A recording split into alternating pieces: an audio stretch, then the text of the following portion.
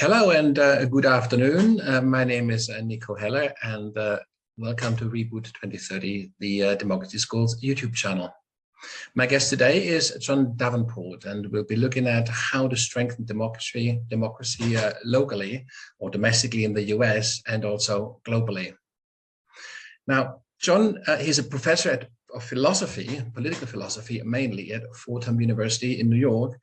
And he teaches on the subjects apart from political philosophy of ethics, existentialism, and moral psychology, and also on certain aspects of the philosophy of religion. He has authored A League of Democracies, a plan to meet the rising threats from China and Russia. And he presently prepares a book on the need for constitutional reform in the US to fix the American federal system. Now I can see that John is already here, so let me bring him on straight away. There you go. There he's coming on. John, hi, how are you doing?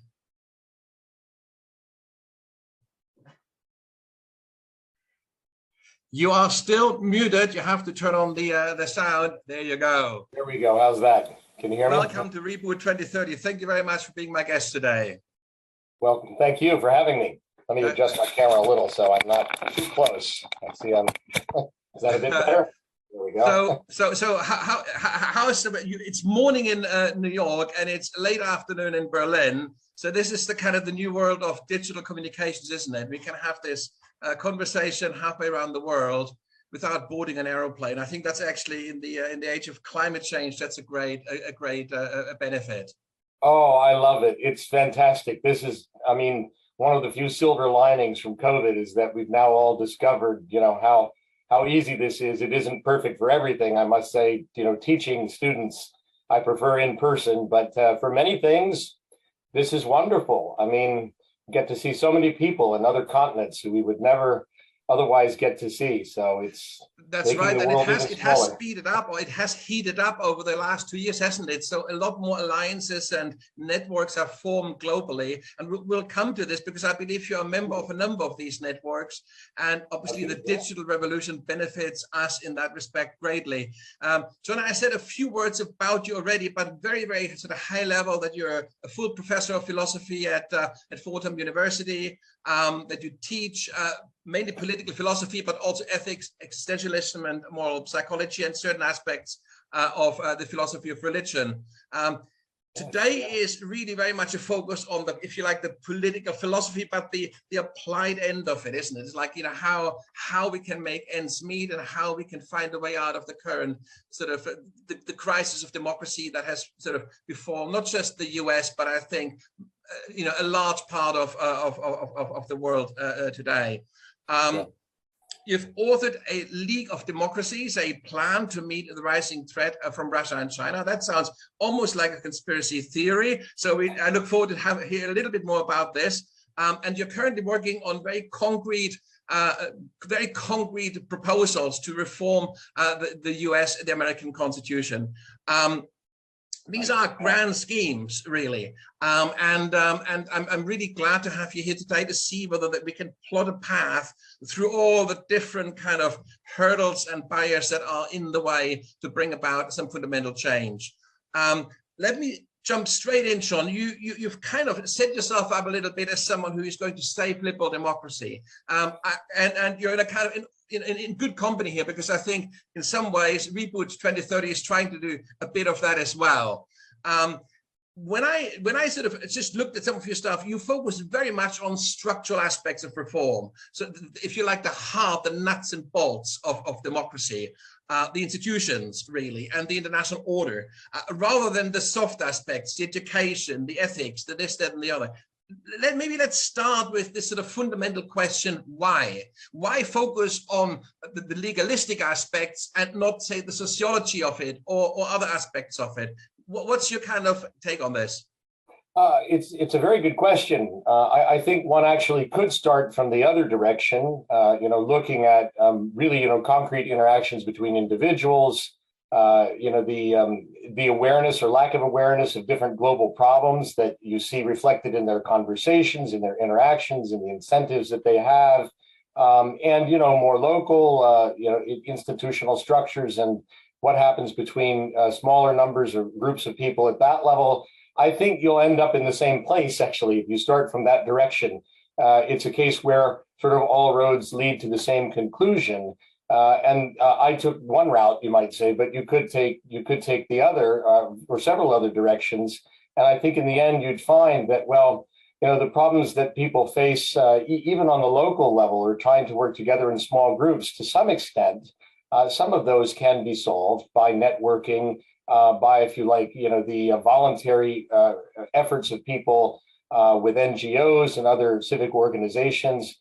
But inevitably, you start to hit, harder problems that are real limits to what local communities and groups can do, because you've got global public goods at issue. You've got goods where, unless there's some sort of harder coordination or joint policy among groups at the local and eventually even the national level, you won't really be able to do what you need to do to solve these big global problems, because there are just incentives to compete in mutually self-defeating ways. I know in some of your other interviews on this series, you've had this point made with respect to the European Union, the Council of Europe, trying to deal, for example, with nations competing for energy sources in the recent crisis. So that's right. I think you see that sort of logic repeated again and again and again. It's what sociologists and economists call collective action problems.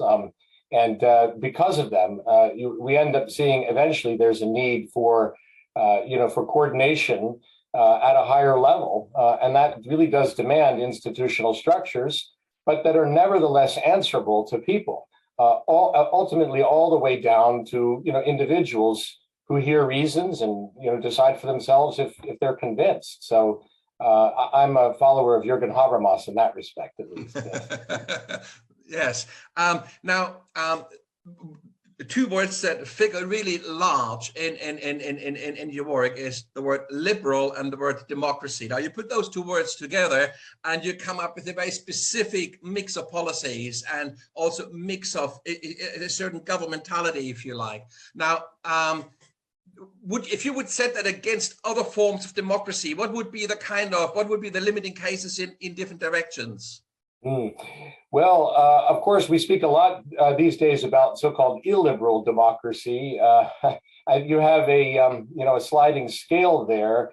I do think that democracy isn't really democracy in the strong normative sense once you get too far away from the basic norm of equal political liberties and rights for all citizens. So, for example, in a nation where women really don't have freedom to vote or don't have much political voice, there can be popular input of one kind or another that feeds its way up into the government decision-making mechanisms. But I don't think one can really call that democratic. The same would be said if there's not really much opportunity for a free speech or for political action on the part of different religious or ethnic groups.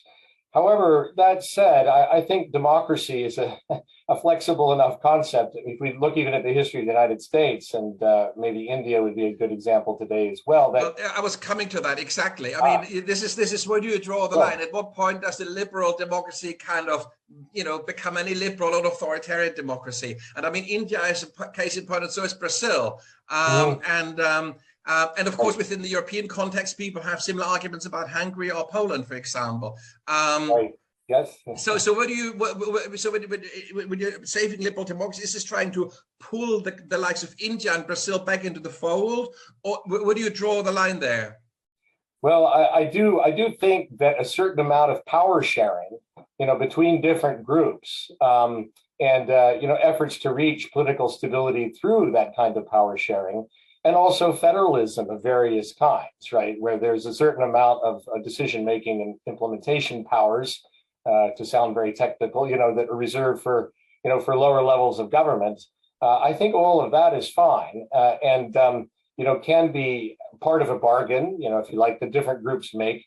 They're always revisable. We could come to this later, but in the case of the United States, we're sort of stuck with a bargain from 230 years ago that's now not working very well. So we don't have, if you like, complete equality here in the voting strength or weight of different people in different parts of the United States. And that's going to be true to some extent in other federal republics and other federal systems where there's a certain amount of power sharing. But look, I mean, in the case of India, if you get to the point where millions of people are being expelled because they're Islamic, or people's houses are routinely being bulldozed because they dare to say a word against the local government or the provincial government, then I think you really have crossed the line at that point. You're talking about violations of individual civil liberties and other rights like property rights that they just disable certain segments of the population too much to really call it democracy. I would say the same thing about the United States in the era of what we call Jim Crow, right, where many African Americans in practice just couldn't really vote. That's democracy only in name in a kind of hollowed way. I mean, you get this, if you like, this sort of the line we're talking about. So you get this at a global level. We're just talking about India here. We could talk about Brazil too. When you talk Russia or China, we have well crossed that line. So there's not really much of an argument there. But so you have that globally. But then at a national level, I mean, for example, taking the United States, you have this real massive polarization between, sort of liberals or Democrats and Republicans.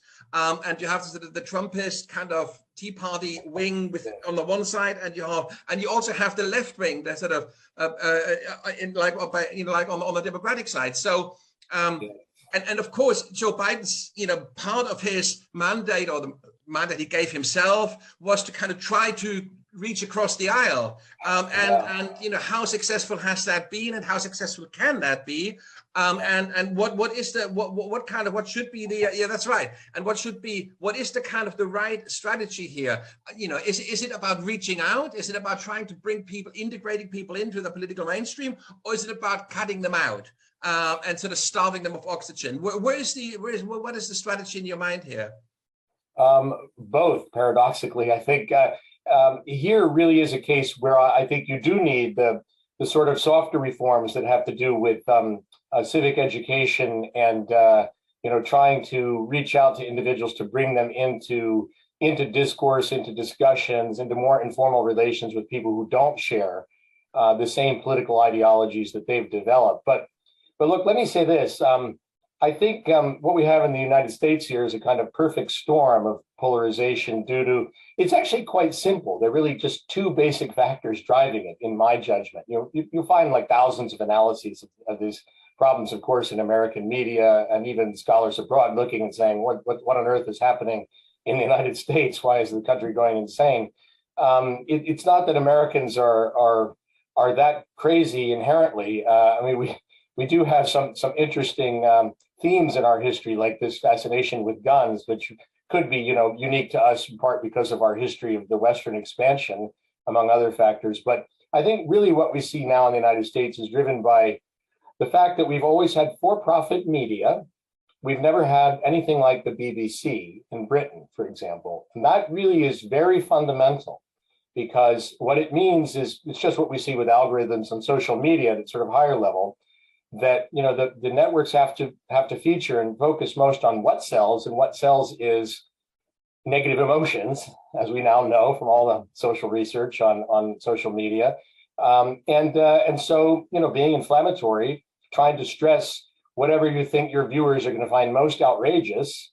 Nancy Pelosi said this, or Donald Trump tweeted that, or that's what's going to get you viewers. So there's just a structural problem there in the way that the media is funded. And I think, short of having some American version of the BBC, that's always going to be with us. We also don't have, this is a lesser problem, but we don't have the same requirements that other countries do, and that we once did have here for kind of fair and balanced coverage of the different parties, especially in election time. But sort of on the other side, there are a whole bunch of problems, but the main one, again, there's just one fundamental problem, which is the way we've set up the political parties here. It's not a parliamentary system. So, not every other democracy is a parliamentary system, but many of them are. They have their own problems. We see, the squabbles, with forming coalitions. But here we've set it up in a way, primarily it's due especially to our primary elections, where the candidates are chosen who are going to, go head to head in the sort of the last round of the election, if you like. We've set that up in a way that caters to the most extreme base of each party. So you've heard this before, but it's really true, because the turnout in our primary elections is so low. It's driven primarily by just the most fanatical people on either wing. That's who determines the candidates. And so over time, there's been, what sociologists call a sorting, where people get more and more in their own camps. And so the political parties have an incentive also, like the media, to try to inflame anger as much as possible, because and of course that creates the perfect storm, doesn't it? Because you've got a media that benefits from it, and you've got a politician that benefits from it, and then you get that dynamic going. It's a perfect symbiotic relation between the two.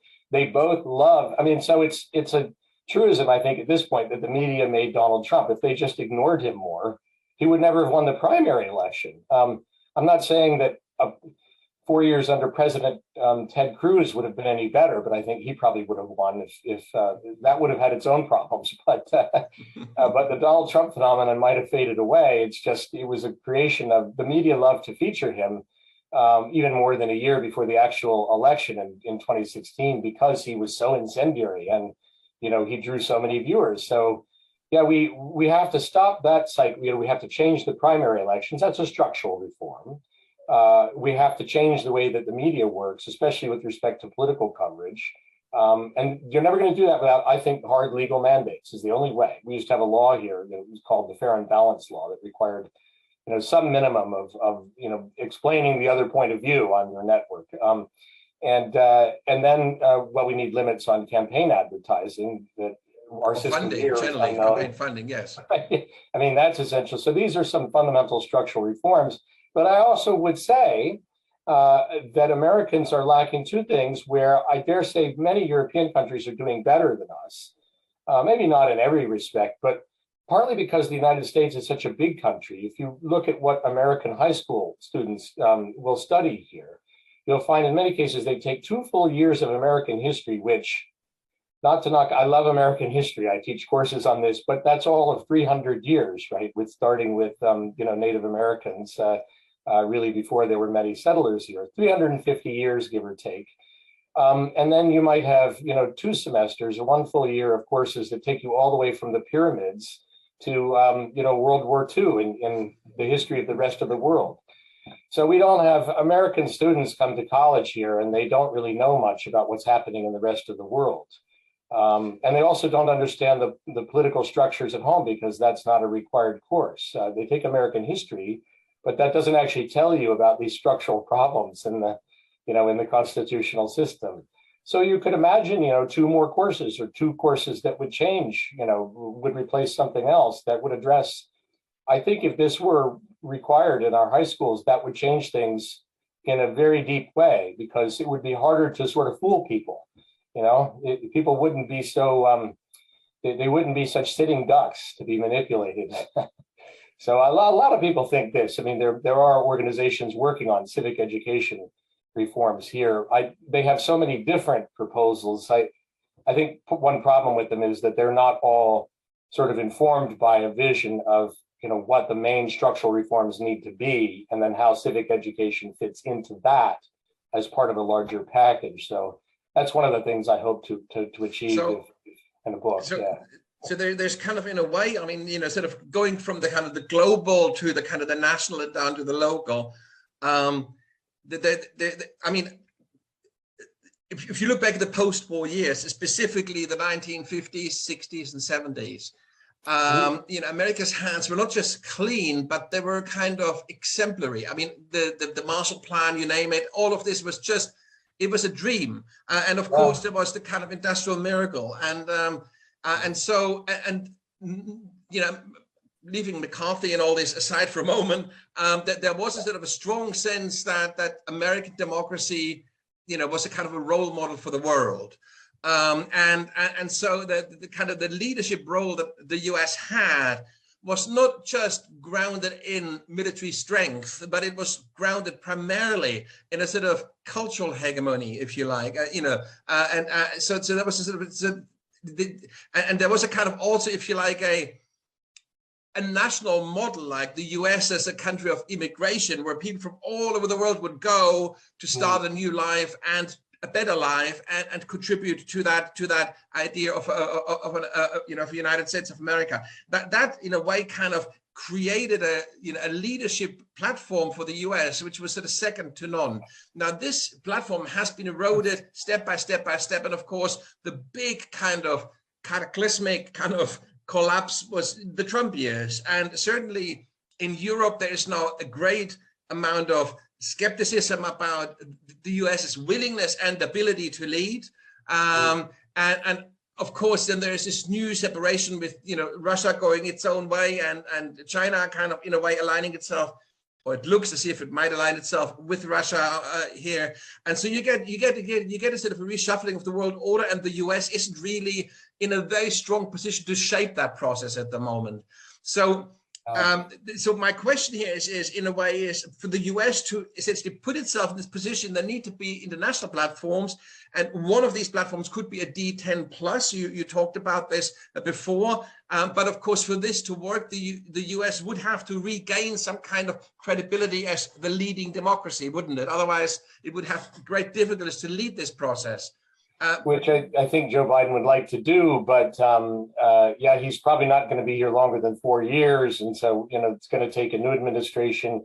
I mean, you're right; it would certainly help if there were a much stronger presentation from the American government, that there was more unity behind a strong president who presented to the world, as very credibly concerned with global justice and with ethical imperatives, and had that integrity. And I think the history that you speak of, by the way, in the the 60s and 70s, this was a time where conditions were just right in the United States for the flawed system we have to actually work.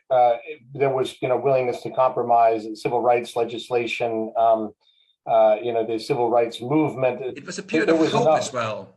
Right. I mean, so I might put it this way, that the flaws in our systems just didn't really show as much at that point, whereas now they're really showing very, very clearly.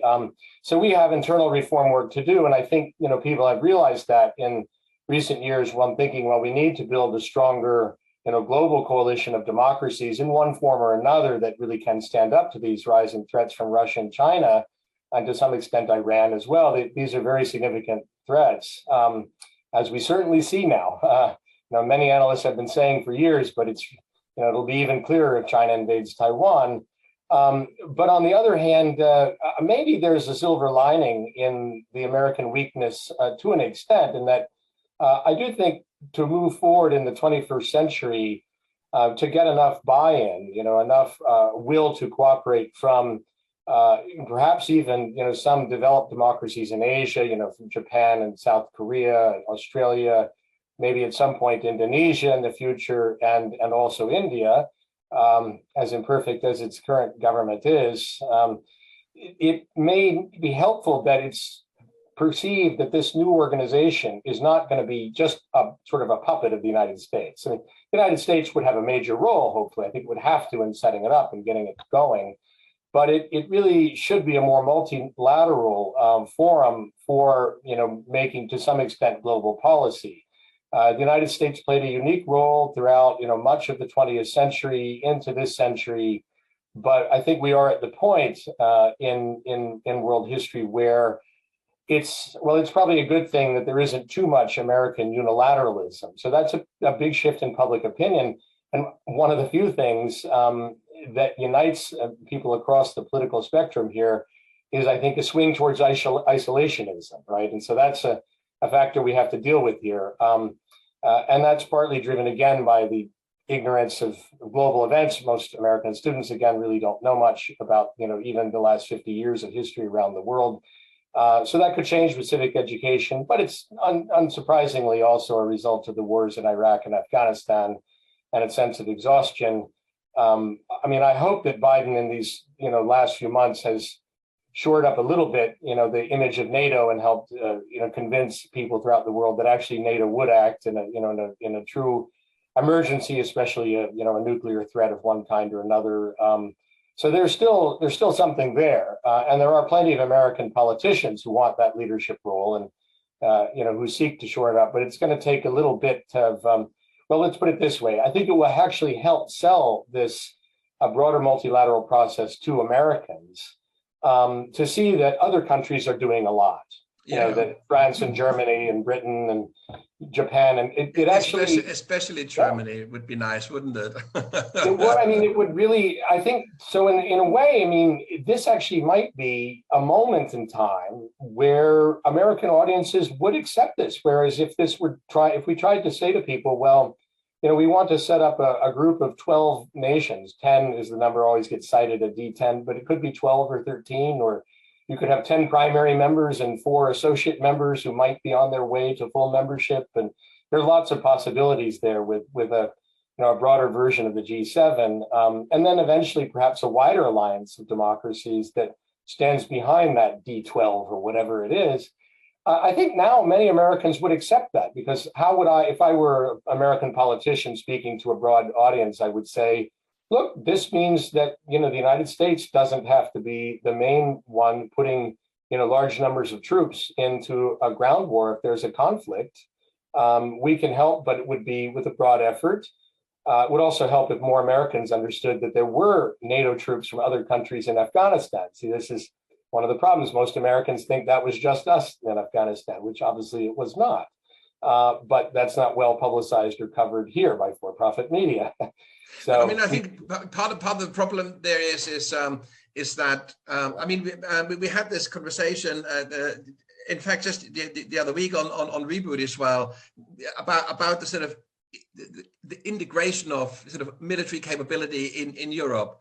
And because you have got a lot of sort of duplication, if you take if you add together the military spending of all the European countries, it's actually a significant budget, but there is so much duplication and waste that it's not entirely clear whether Europe at present could withstand an attack on its own from Russia, because of the lack of integration, the lack of coordination, and so on. And now, of course, Germany, in this kind of, and I really became only aware of it through this Reboot conversation. Germany now, and it sounds on the face of it really quite heroic, wants to invest 100 billion into bumping up its military thing, but that would obviously be a death nail for European defense, because it would signal to every other country, and this is a significant amount in European terms, to every other European country, we're going it alone. Rather than pulling it into a European army, Germany wants to spend 100 billion on itself. And that kind of, in a way, totally blocks the possibility of a European army. So it's an interest. There's a lot of maneuvering going on at the moment at that level. Now, of course, a key player in this is France. And we've all been watching the French elections, with great interest. And it's been a terrible result. He was, he still has the majority, but he lost his absolute majority. And of course, Le Pen, the far right fascists in France, they have 10 times as many votes this time. They've got over 80. Last time they had just 9. They have become a significant, another third largest party in France. And of course, they're anti-European. So Macron now has to enter into some kind of alliance or coalition, with another party, maybe a center-right party, but the center-right party has a large anti-European element in it. Macron's sort of European strategy and policies are kind of in tatters, because he can't go it alone, and there aren't really the partners he would need within France to take this forward. So this is really quite tragic, and it could really paralyze sort of European integration for years to come, because France is going to have a real internal fight now, around exactly that issue. You could see the same thing happen there, where France, which already has a decent sized military budget, and it could increase as well, but in an isolationist mode, as you say, without coordination with other European powers. I think what you're describing, you could say it's sort of a vicious feedback loop, that, the lack of sufficient coordination among democracies in the last 15 years has, especially the leading democracies, of Europe and North America, with some partners in Southeast Asia, they have not really acted in concert well enough to head off these massive refugee flows that have, to some extent, destabilized and altered European politics. And the response to that is, instead of enabling the coordination needed to solve the roots of those problems, is to pull back into one's own citadel and, that's right, and become more isolationist. So here's a case also where the public doesn't really understand that if you do that, you're just going to make it harder to solve the problems, and you're going to actually you're going to create collective action problems between the countries, where in some cases it could even be a chicken game, right? Some smaller European powers may think, well, look, I mean, if Germany's going to do that, we could cut our defense budget because we don't really need this. They have to come through Germany to get to us, so why do we? If you're Belgium or Denmark or Holland or something, then, for example, why not, right? And as opposed to a model where everyone's contributing a fair share to a European defense force. I mean, my sense from Europe, and I know you've discussed this on some of the other dialogues, is that Europe may not be soon, or without going through kind of another cultural shift, quite at the point where much national sovereignty could be ceded, to a European Council that voted by supermajority rather than unanimous votes on the big things like right, European army. That would be a major necessary shift, absolutely. Yeah, so that's and there's a parallel in American history there that we could discuss given enough time. That's kind of what happened in the founding of our country. Actually, was moving away from a confederation where unanimity was required to votes that didn't require full unanimity. So that's really essential. But I mean, if we could start at least to build a European defense force where there were contingents of troops and, of course, naval battalions and also air forces, people working together as one set of units from different countries. I think that would actually kind of help build the sense of solidarity and joint. Yes, that's right. I mean, the thing is, it's actually not even it is to a large extent a symbolic issue, this issue of national armies. I cannot conceive of a single situation where a European country would be attacked and it would have to defend itself alone.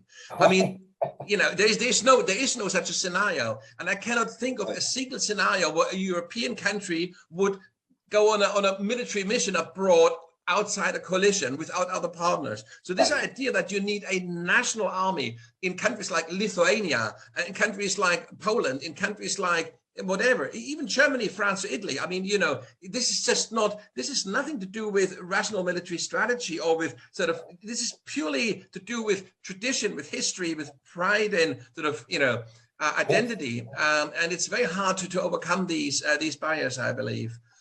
Well, and that's true here as well. I mean, especially in the United States, given the size of our military, there are just more military personnel or former veterans who've served or who've been in some capacity in the military everywhere here, and they play significant roles in civic life, and they end up in leadership positions. But this is to some extent true in Europe as well, especially where there's still a royal family. Sometimes, they may have members serving in the military in those countries. So yes, it's exactly this symbolism that you're talking about. That's right. So it seems inevitable that for a while, national militaries are going to continue. But if there could be, as was initially wanted for the UN and never happened, if there could be, joint forces that were created where at least, a certain number of troops and ships and aircraft were, you might say, on loan from the different nations in Europe to one joint force who could have different bases, I guess, throughout Europe that train together and, should the need arise, would act together. I think that would help build this sense of solidarity. Now, it's because of the existence of NATO, it might seem that's another reason that many Europeans might think, well, we don't really need this because we have a NATO to coordinate us. But I would say, the advantage of building a European armed forces, even if it's a small one to start, even if it's, a small set of joint forces, would be that should NATO be paralyzed in some case because of a single veto. NATO also has this problem, right, of requiring unanimous votes, as we see with admitting, new members like Finland. So this could be blocked by Turkey by one vote. So with the European armed forces, there would be, as it were, a backup mechanism, right? Otherwise, you would have to quickly cobble together an agreement among, heads of state or leaders of government during a crisis unfolding to operate together. So I think this would be another reason to create such a joint European force, would just be that it provides, some kind of backup for NATO. There might be cases where NATO couldn't act because the problem in the United States or something. That's right. I mean, you can. I think the sort of, if you like, sort of military arguments or sort of strategic military arguments that would, the way you kind of develop it, that are really kind of quite strong. But for me, a European defense capability would have two core purposes. It would be about pooling of technology and about technological development. Because a lot of this can spin out again into kind of the consumer marketplace and can, there can be cross-fertilization. We know just how this industrial military complex can be quite an innovative place. And I think this would be very good for sort of European innovation and economic growth. That's one aspect. And the other aspect is, and this is kind of a bit like what we did with the money, with the euro. It would be impossible for the French or the Germans to fight with each other if they have a joint army. It would be, so there is I think there's a real argument in this day and age for polarization and where you have these centrifugal forces. I mean, Frexit, Le Pen, she's been beaten down on this. She doesn't want Frexit right now, but it's just under the surface. And there's a strong movement in Italy, there's a strong movement in Poland and other places. And so I think integrating, our military capability would, apart from economic benefits, would also really play a significant peacekeeping role in Europe. And I think that is totally undervalued or underestimated, the importance of this.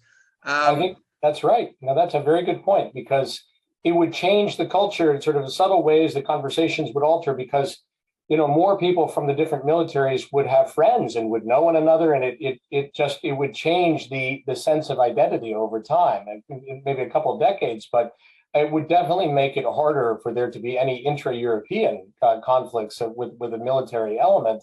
It would also perhaps produce savings in addition, to the technological benefits you were mentioning. But if we got to the point where, in the future, where most of spending on armed forces in Europe were into a common pool, you could end up with 20% less spending overall and a much more effective military force, because of the efficiencies there.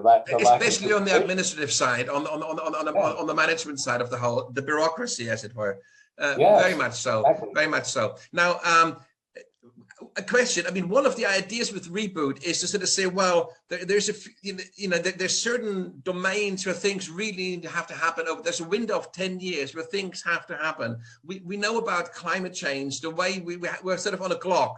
If we want to kind of keep temperature rises below 1.5%, which is already hugely ambitious and possibly not necessarily possible. But if you want to keep it anywhere near the 1.5%, we have to implement certain radical changes, structural changes. There's other things. Some people believe at the European level, if we want to basically have a prosperous European Union, certain changes have to happen over the next 10 years. Otherwise, there's also the possibility that this whole thing is going to fall apart again. And so there are different domains. And of course, in terms of democracy, I think we are moving through a time where, on the one hand, Joe Blokes, citizens in the street, are questioning whether democracy is still the best form of governance, or whether there's other forms that would be more efficient, that would be more suitable for these difficult and taxing times. Then, of course, there's very low voter participation in elections. There are these kind of polarizations. There is the kind of the populist wings on both sides, both left and right. And so if you were to sort of say, well, what if low-hanging fruits, what are the things that, like sort of the international community, that is the if you like, a sort of a D7, D10, D12, even if they're not formally come together as such, but, activists, academics, and leaders, civil society leaders in these countries, what are the low-hanging fruits? What are the kind of like 2 or 3 initiatives nationally at the US, globally that we should get behind? And which ones of those do you consider it would be in the current, if you could take all the different kind of considerations, what would be the most feasible, the most doable at this point, sort of within a 10-year time frame? Yes, and I think the D10 or D12 itself is one of those, but I don't think I could say more about this in a second, that would necessarily address the internal political dynamics that you were mentioning is so problematic. But I do think, at least at the leadership level, there's a good amount of will to move in the direction of a D10, D12. I wish that Germany were inviting more countries like Australia, South Korea, possibly, even India, and eventually Brazil would be on the list as well, with perhaps some reforms. I wish they were being invited, and more effort were being made at the next G7 meeting, which is coming up very soon, right? Just a few days. And that would, maybe help propel forward this initiative, which this has really been spearheaded by a group at the Atlantic Council. Ash Jane, Matt Kronig, but also with some help from the group in Copenhagen that just had their annual meeting, the Alliance of Democracies there. You may have heard of, headed by Anders Rasmussen, former UN NATO Secretary General and Prime Minister of Denmark. So, this movement, I think, has legs. I think, it started. There are a significant number of American senators here who favor something like that. It just hasn't been explained or sold very well to the public. Leaders would have to go and say, look, the reason we need this, you've seen in the war in Ukraine, right, that we need, NATO has done some goods here. The war is not over by any means. This may not end well even now. Ukraine could lose a lot of territory, but look, people, this is not the last thing, that more shoes will drop. Taiwan is coming up before we know it, possibly in the next 3-4 years, 5 years. So we will see another Ukraine, right? Another scenario, except this time a war at sea. And then after that, other countries where democratic reform movements have failed. And so we need institutions to resist what happened in Belarus, right? What happened in Myanmar? Sudan slipped back into military dictatorship. So did Egypt. So did Venezuela, right? There's so many examples. So politicians have to educate the general public and say, look, we're on a downward slide here. As things were happening before, leading into World War II. People forget that on the eve of World War II, when Hitler was elected and took power, there were only something like 8 or 9 democracies, real democracies in the world. 8 or 9 left. That was it. That all had to be rebuilt, as you said, through the Marshall Plan and through years of foreign policy leadership. And hopefully something like that will happen after we pass through the next crisis. But to pass through it, yes, we need, the D10 or D12, D10 plus, that's what I call it, is the first step, the most feasible. Beyond that, a new treaty, probably. That's right. I'm kind of a bit uncertain how helpful Germany would be in the initial phase of this development. There's a deeply rooted kind of belief in the German political class, and it's expressed in a single slogan, Wandel durch Handel. That means change through trade. So Germany believes it can change Russia by trading with them. It believes it can change China by trading with it. And this is so deeply rooted. This is also part of the mantra of how the EU came together. It was a sort of the single market and all this. And this mantra, German politicians have deeply internalized, and they don't see the limits of this. There's a kind of a strong belief. It's the kind of the Washington consensus. This strong belief that democracy and capitalism go hand in hand, and if only we encourage private sector activity, then democracy will follow. And of course, that isn't the case at all. We see this in China, we see this in Russia, we see it in India, we see it in Brazil. The two things are actually quite independent, and it was almost coincidental that they kind of prospered alongside each other in the post-war years. But there's a... Well, I was going to say, I don't want to cut you off. Yes, did you want to finish that? I was just going to say it worked in Europe, but you're right. I think that's an exception. Yeah. So I think that idea has just been fundamentally refuted. I I don't agree at all with the school of international relations theory called neorealism or offensive realism, or really any form of realism. I believe in the the international rules-based order and treaties and cooperation among nations as the way forward. Yeah. But I do think the realists got this right when they say, look, I mean, this idea that simply free trade with China would bring them round, right? This is even John Mearsheimer, who I otherwise despise in terms of the ethical the lack of ethical integrity in his proposals. But he's right on this, that look, I mean, China has shown that despotism can be combined with capitalism, and that maybe wasn't so easy to say in the right after World War II. That wasn't apparent, but part of what's happened is that autocracy has adapted, right? And they figured out how we can we can benefit from, we can capitalize on the benefits of free trade, and we can pull people out of poverty, but we can maintain one party rule. I mean, that didn't work throughout, Eastern Europe, but that was because of the Soviet model, right? So, there was an external or an additional factor that was preventing economic development, in the Eastern European countries before the Berlin Wall came down. So, the perception then was, well, once you've gotten rid of tyranny there, then, economic development's following. But as you say, the two just do not always go together. So I think there's, something just has to change in German politics, very fundamentally. There's another deep-seated, I would call it a deep-seated fear. And again, this is something that has been constructed through the post-war experience. And this is, I mean, in fact, it's the sort of, in a way, it's the lesson of the Marshall Plan even. It's this idea that with prosperity comes stability. And Germany is really worried about stability or the lack thereof.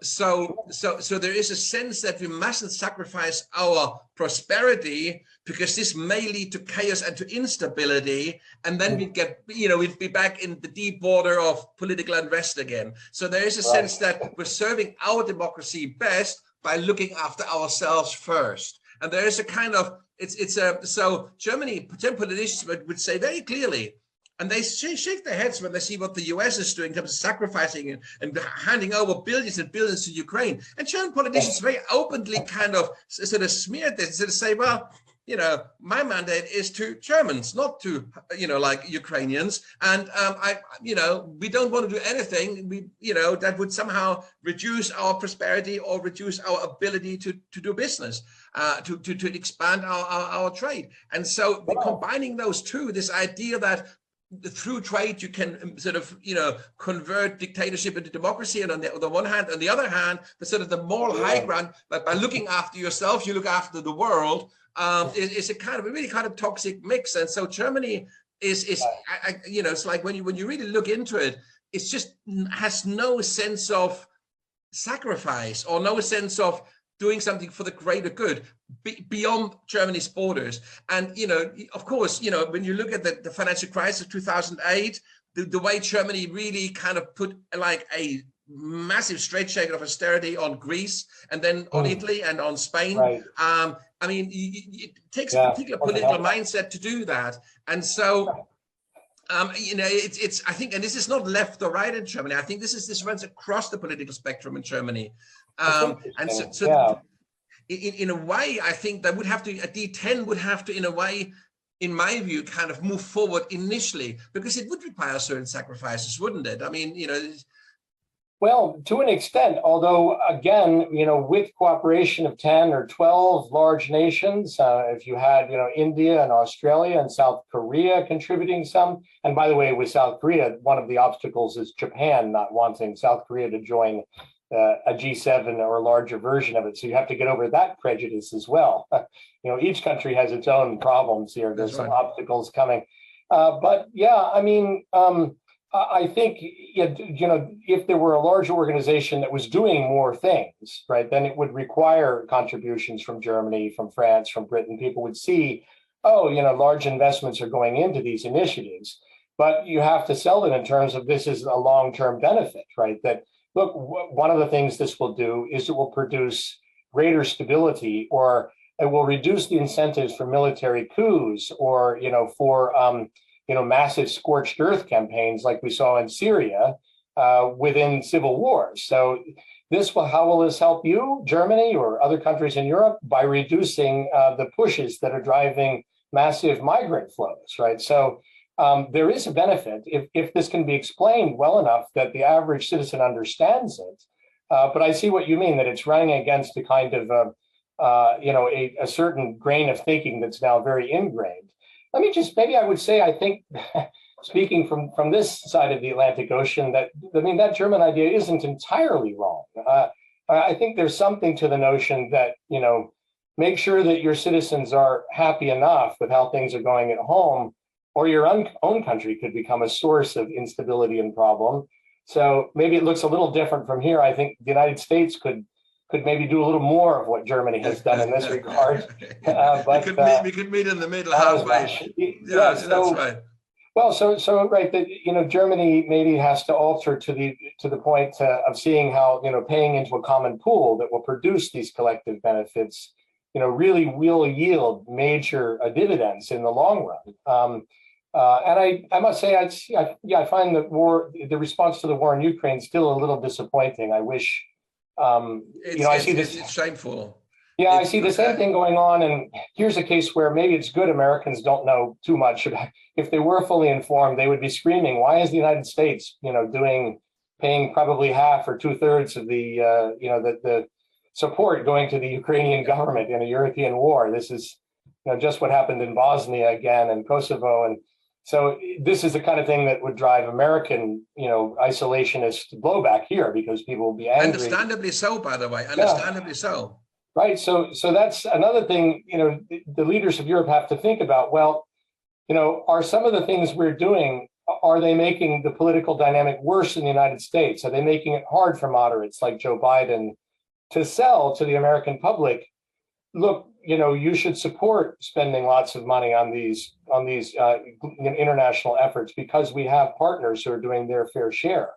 That's, I think, one of the benefits in the long run of a D10, D12, or a larger alliance behind it, is that it can kind of assure people in each of the main participating countries that others are doing their fair share. It avoids the free rider problem, or the game of chicken, right? This, I think, is a major point that can help with domestic politics.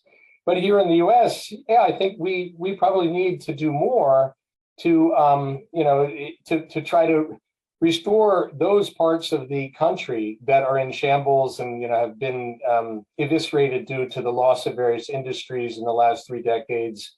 Areas where education's not doing very well, where the communities are impoverished. It's a shame that we couldn't pass the so-called human infrastructure bill that would have been a major, almost like a Marshall Plan for the United States here if that had passed. So that would be a little bit, like a sample of the German approach, right? If we could, it would probably make American politics better if we had a stronger sense of shared prosperity, across all parts of the country. So, it's swings and roundabouts, isn't it? It's like if you kind of go for too long in one direction, then it requires some kind of course correction, and it goes in both directions. I mean, I'm thinking about. I think Germany in the long term would definitely support a kind of a D10, D12. I just don't see take an early leadership role in this for a number of reasons. A, because of the kind of the mindset I just described, and also because of its lack of foreign policy experience. I mean, Germany is, when it comes to foreign policy, a baby. A very young country. I mean, remember, Germany only had really a foreign policy since 1990, since unification. Before then, it was essentially kind of occupied territory with a kind of a sort of a liberal kind of occupation regime. So, I mean, I grew up in West Germany. I never felt like occupied. But of course, anything from our school curricula to our foreign policy was determined by the Allies. So Germany never really had to make any hard choices in terms of foreign policy. Germany doesn't have, like the way the UK does, like a foreign office that is kind of like sort of has that experience, or France indeed. So this is why I'm wondering why within a European context, a D10, D12 shouldn't initially place a greater focus on France, because France also is in the Security Council with a permanent seat. France does have nuclear weapons, and there is this whole notion about this, the Europeanization of France's nuclear arsenal now, so that that it would take a key role in building up a European military capability, because around the kind of the nuclear arsenal that it has. So I think in terms of a D10, Macron, and he's just been re-elected. He's got 4 years. He's got a really difficult domestic agenda ahead, but globally he could blossom. And so I wonder,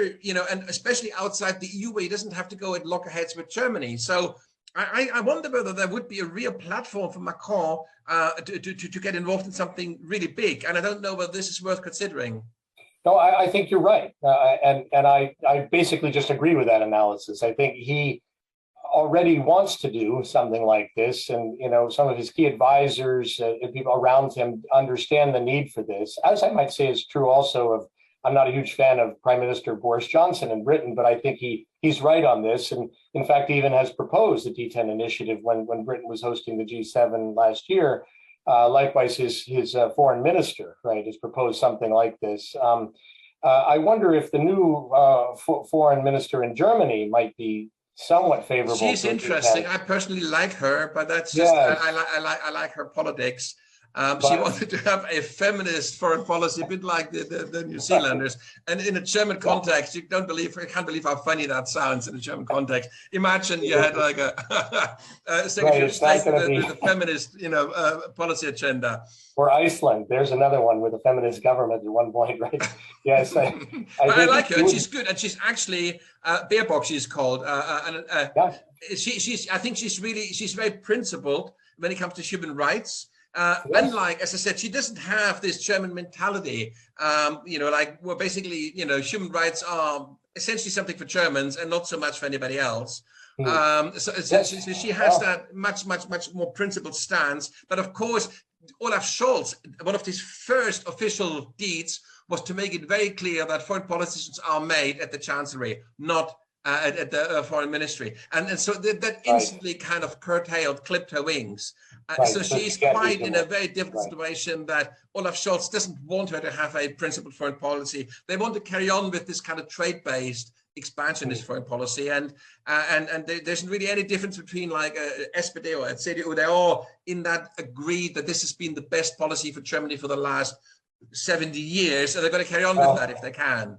Right. I mean, I think, maybe a shock to the system now with Ukraine. Maybe this very fast, very steep learning curve will happen.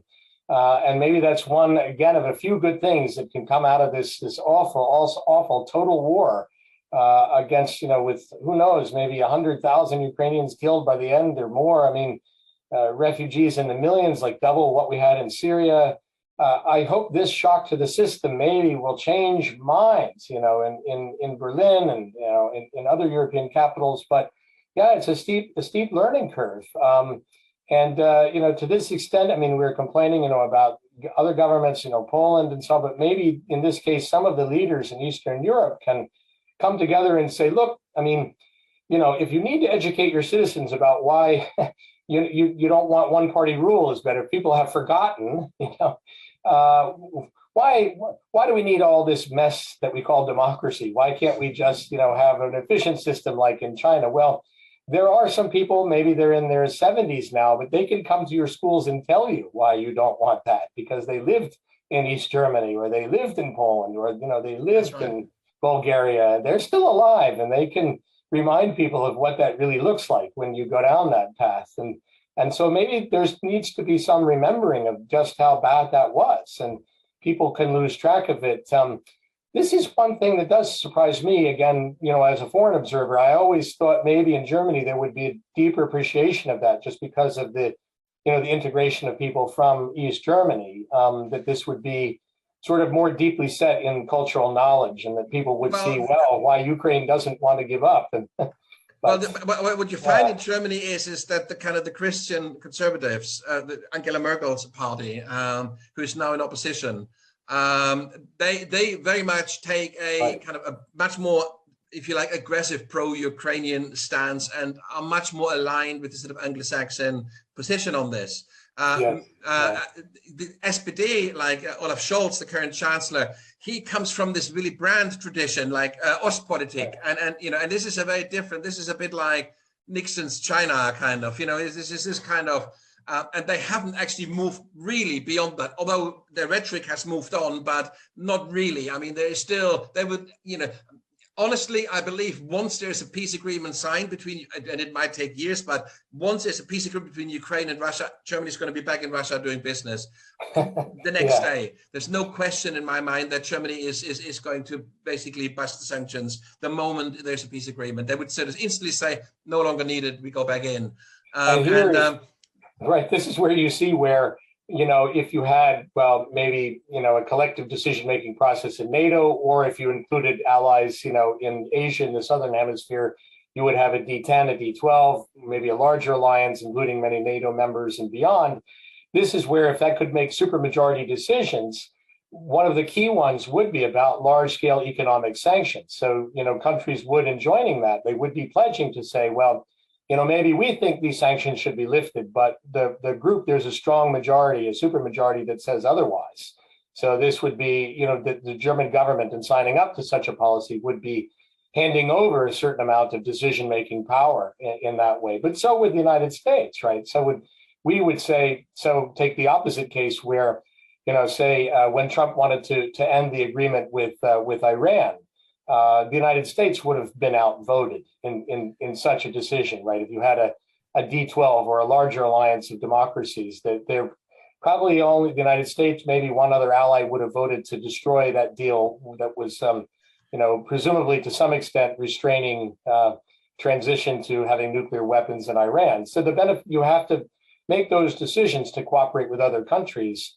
And so, the inclination of one country is to some extent their checks and balances. I mean, you might be right about what will happen after the end of the war. On the other hand, I think, when people see the level of devastation, and if there's a fundamental change in the energy paradigm in Europe, and we're on the way to, becoming more independent of Russian energy supplies, that might be a shift that's hard to undo.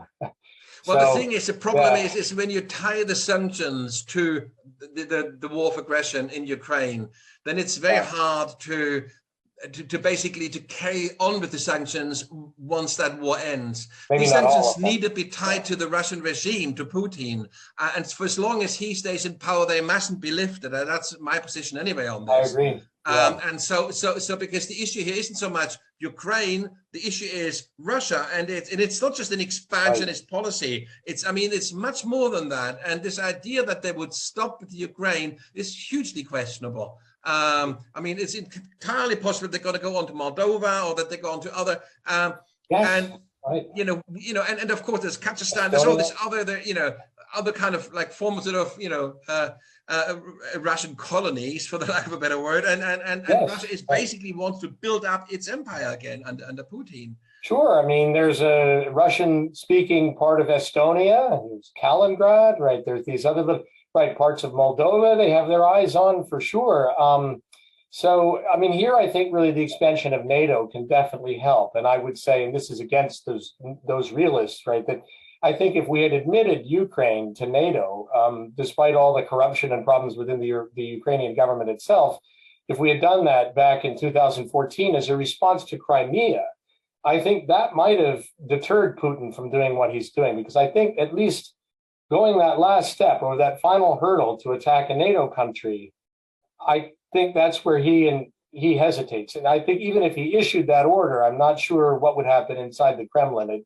So I think NATO still presents a very effective deterrent. And so, now going back, I wish, that Ukraine had been admitted after the Crimea annexation. We certainly had, I think, sufficient reason there to do that in response to that, huge violation of the UN Treaty, of the Kellogg-Briand Pact, really the core of international law was violated there. There has to be this stronger will to stand up to this kind of regime itself, which is poisoning so many others. Again, Belarus, the effects on even in Kazakhstan on the other side. And so that's part of this learning curve, right? The mindset has to change that, look, this is an existential fight, right? I mean, if we don't do this, we could have a world that in 50, 60 years is dominated by totalitarian dictatorships. And I mean that, I don't mean to sound like a scare tactic or, it sounds like the worst case scenarios for climate change, but I think, unfortunately, it's true that there is a non-negligible chance. I couldn't give you a percentage, but definitely not insignificant, that's where things could be by the time that our children are in their 60s. That could be the world, right? It could look completely different than the world does now, where, it's a total surveillance world, right? And things are controlled by one party. Yeah, that's right. So that takes us really sort of like right back to this question. So to a D10 and what would follow from that. And so I'm quite conscious of the time, but what I would like to do before we kind of come to an end, I would like to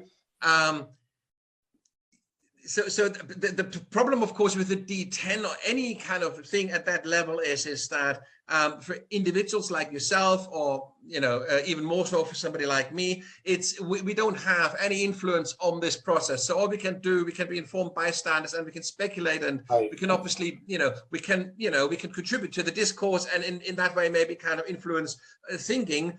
But it is a kind of it's a process that is kind of beyond our direct control.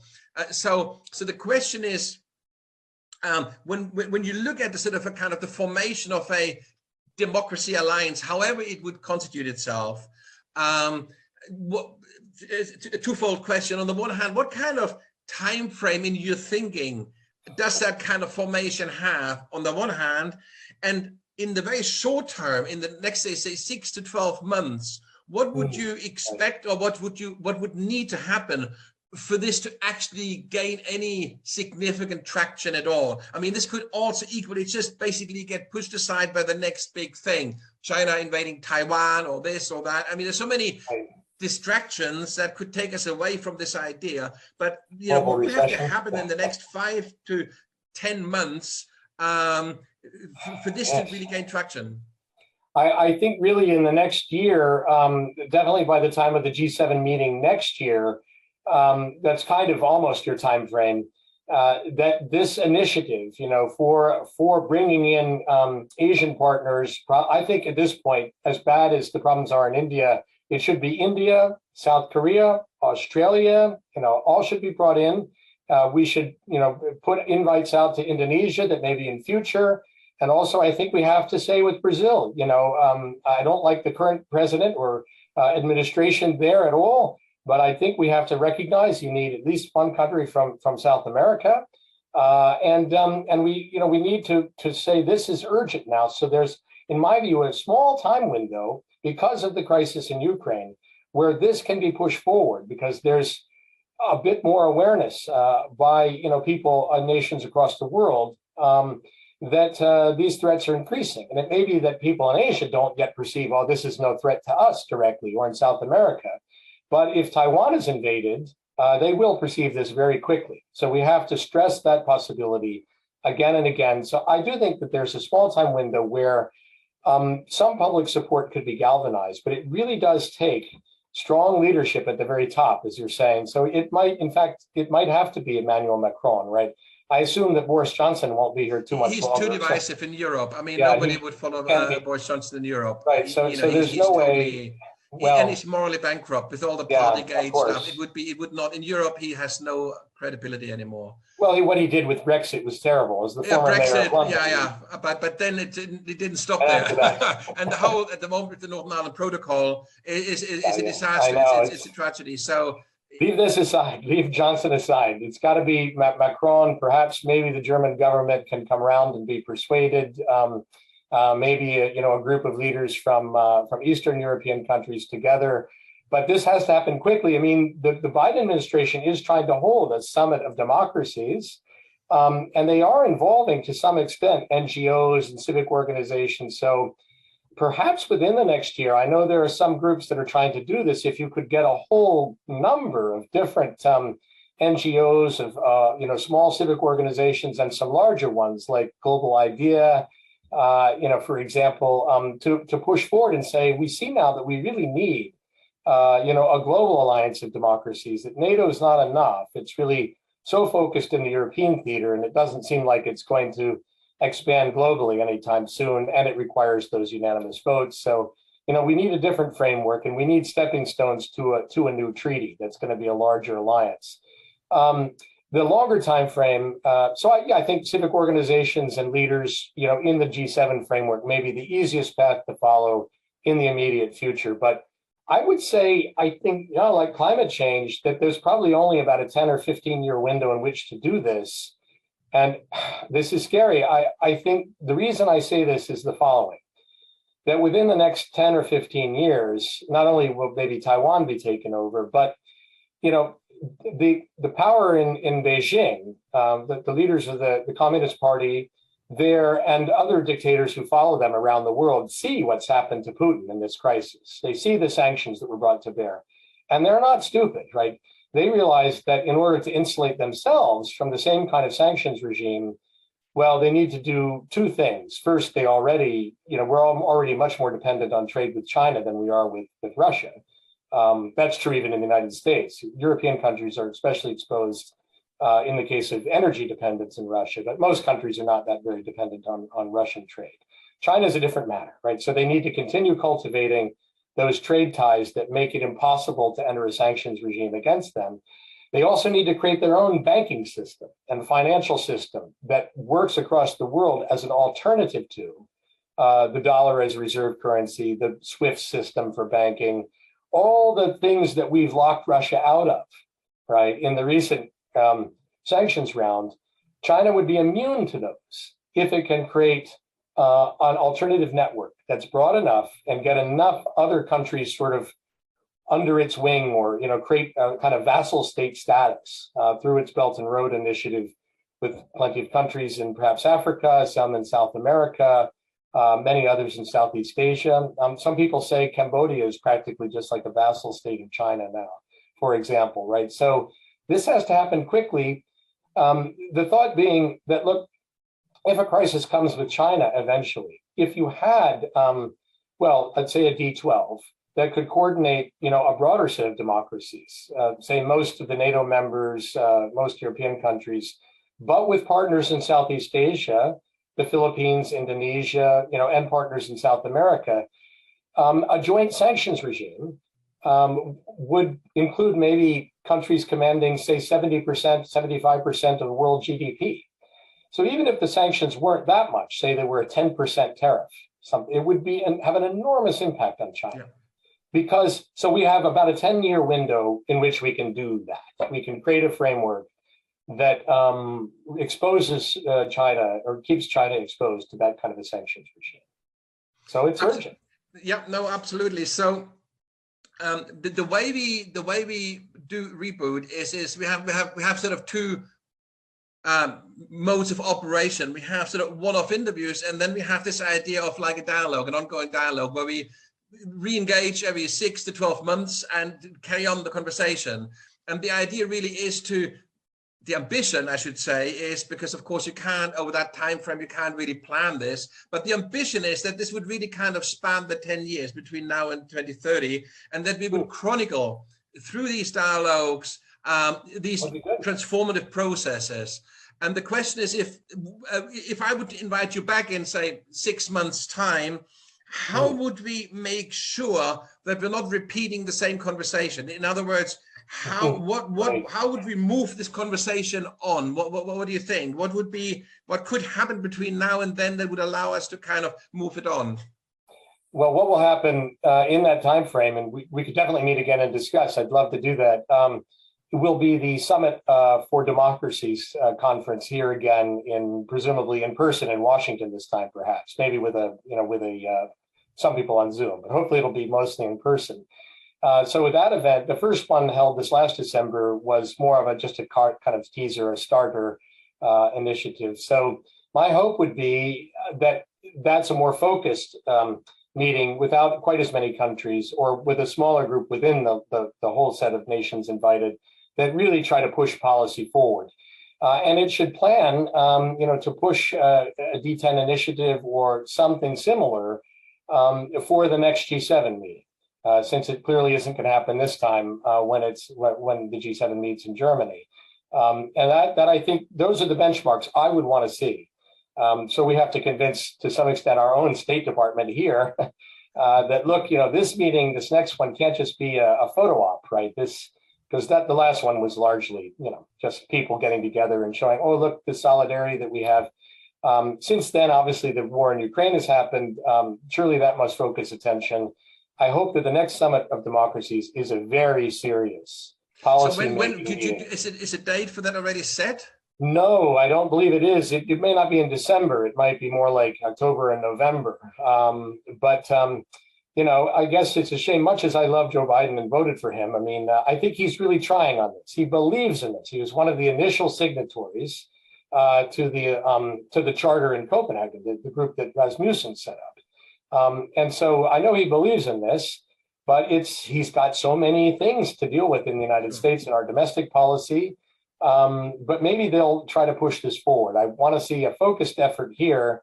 And I think, there could be bipartisan support for this within the American government, just because there are so many senators here, and that so much comes down to our Senate, the way our government works.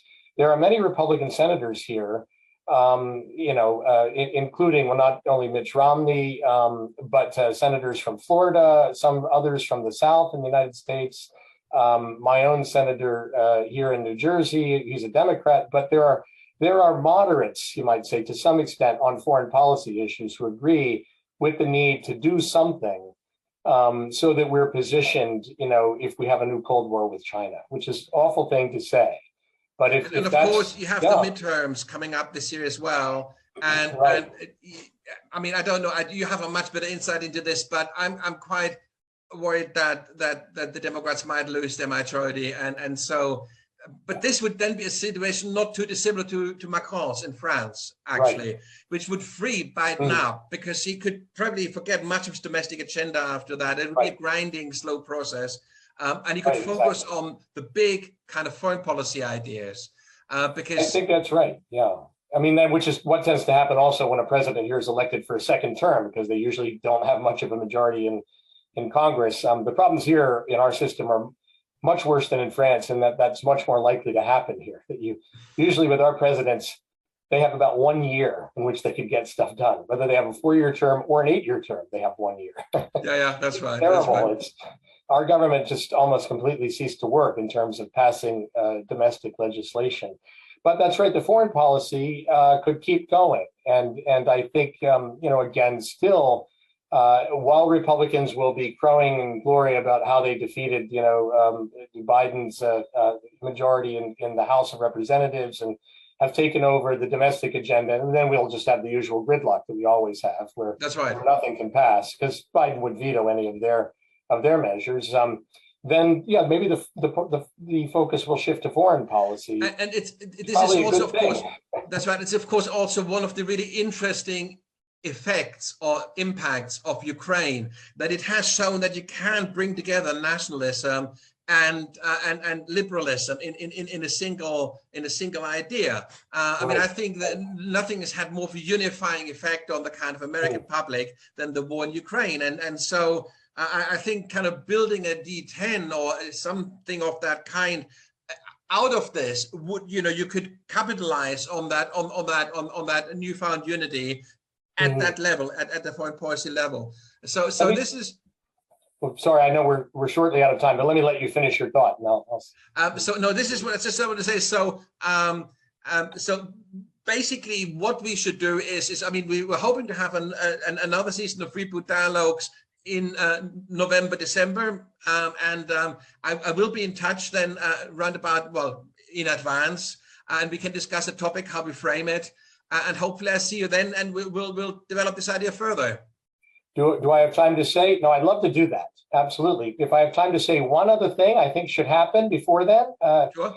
And that is, the admission of 2 new NATO members, right? So I really hope that this gets done. I think that will have important symbolic value and could restore faith in the alliance, and also, restore faith in many Eastern European countries, that the alliance is really going to, to stand up to support them as well. I think it'll have that symbolic importance.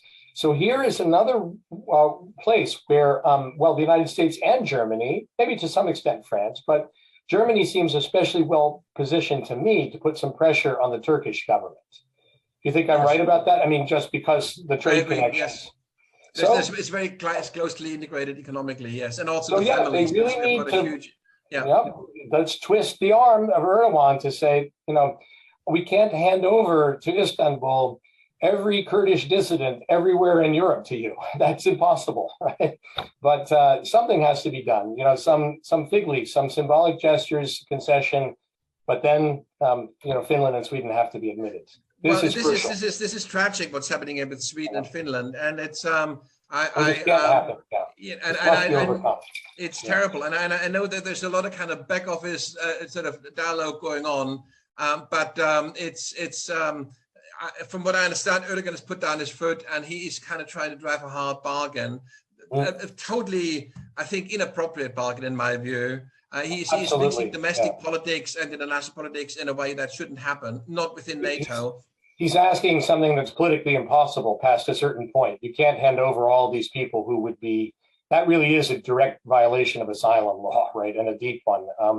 They would become political prisoners. So I think, maybe Olaf Scholz needs at this point to do something and say, look, if you're going to take this stance, there are various countermeasures that Germany could impose on Turkey. Usually Erdogan is open to business deals. I mean, we have seen this with the refugee kind of crisis, the way Germany kind of dealt with that with Turkey, and I think there may well be some kind of financial deal that might open it up. But we will see what Germany can help holds. Yes, absolutely. Sean, thank you very much. This has been really, really interesting. I'm so glad that we have crossed paths. It's a very interesting conversation. So let's develop this idea of a kind of a global democracy alliance further and see how that develops over the next 6 months. I mean, absolutely. I don't know. How would it be if we had the next Reboot, say, when you are at the conference? Wouldn't that be also something quite interesting to do it, That might be, yeah. I mean, there may be like 2 or 3 different meetings happening at once, and that there could be a gathering of NGOs in Washington, D.C. So if that happens, I will certainly try to go. And the group that I'm part of, the Coalition for a World Security Community, is one of these small NGOs that's right. Is pushing, either for a global NATO or, for a D10 as a pathway forward. So I hope that I may be there. Excellent. Excellent. John, thank you very much for making time. I wish you a great day, and stay healthy. And COVID is not over in Germany. We have another big summer wave coming on, which is terrible. Sorry. Yes. It's with us for some time to come. So stay well, and we'll catch up in the autumn. And have a good evening, because I know it's nighttime there. That's right. Thank you very much. Talk to you soon. Thank you so much. All right. Bye-bye.